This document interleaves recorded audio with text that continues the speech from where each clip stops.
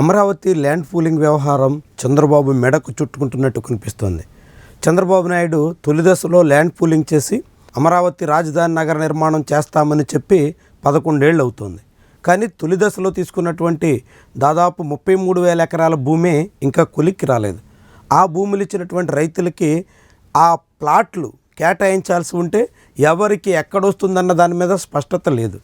అయినప్పటికీ ఇప్పుడు రెండో దశ ల్యాండ్ పూలింగ్ కోసం శ్రీకారం చుట్టేశారు. దీన్ని చాలామంది అభ్యంతరం వ్యక్తం చేస్తున్నారు, తీవ్రంగా తప్పుపడుతున్నారు, చంద్రబాబు తీరుని నిరసిస్తున్నారు. అమరావతి రైతాంగం కూడా ఏకంగా తిరగబడే పరిస్థితి వచ్చింది.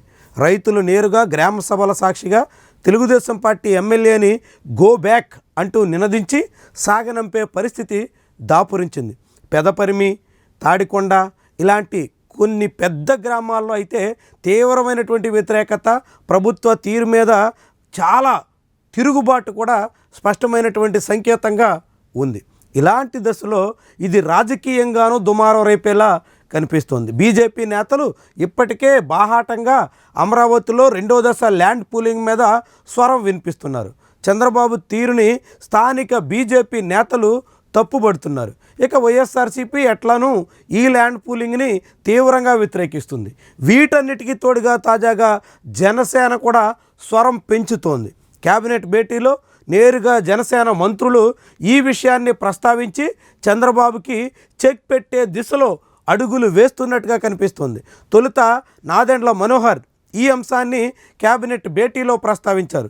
చంద్రబాబు రెండో దశ ల్యాండ్ పూలింగ్ మీద రైతుల్లో తీవ్రమైనటువంటి వ్యతిరేకత ఉంది అంటూ మంత్రి నాదెండ్ల ప్రస్తావించిన వెంటనే పవన్ కళ్యాణ్ కూడా జోక్యం చేసుకున్నారు. పవన్ కళ్యాణ్ కూడా నా దగ్గరకు వచ్చిన రైతులు ఇదే అంశాన్ని చెబుతున్నారు అంటూ మాట్లాడడం ద్వారా ముఖ్యమంత్రి నోట్లో పచ్చి వెలక్కాయ పడ్డ పరిస్థితిని తీసుకొచ్చారు. దీంతో చంద్రబాబు దాన్ని సమర్థించలేక అట్టని మొత్తంగా ల్యాండ్ పూలింగ్ని విరమించుకుంటున్నట్టు చెప్పుకోలేక ఏదో రీతిలో సర్దు చెప్పుకునే ప్రయత్నం అయితే చేశారు. దీనికి చాలామంది మంత్రులు అంగీకరించినట్టుగా కనిపించట్లేదు. దాంతో ఈ వ్యవహారం ఆంధ్రప్రదేశ్ ప్రభుత్వంలోనే విభేదాలున్నాయి.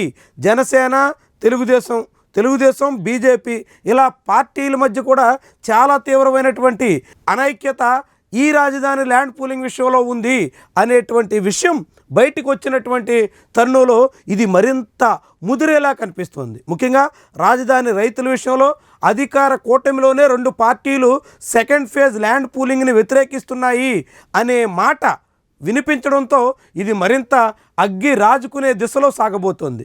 ఇది చాలా దూరం వెళ్ళేలా కనిపిస్తుంది.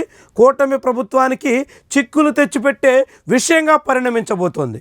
మరి దీన్ని చంద్రబాబు నాయుడు ఏ రకంగా డీల్ చేస్తారు?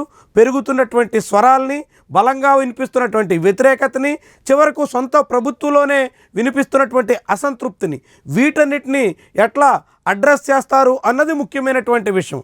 ఇప్పటికే ఈ సెకండ్ ఫేజ్ ల్యాండ్ పూలింగ్ మీద కమ్మ కులానికే చెందినటువంటి కీలకమైనటువంటి నేతలు అనేక మంది చంద్రబాబుని తప్పుపడుతున్నారు.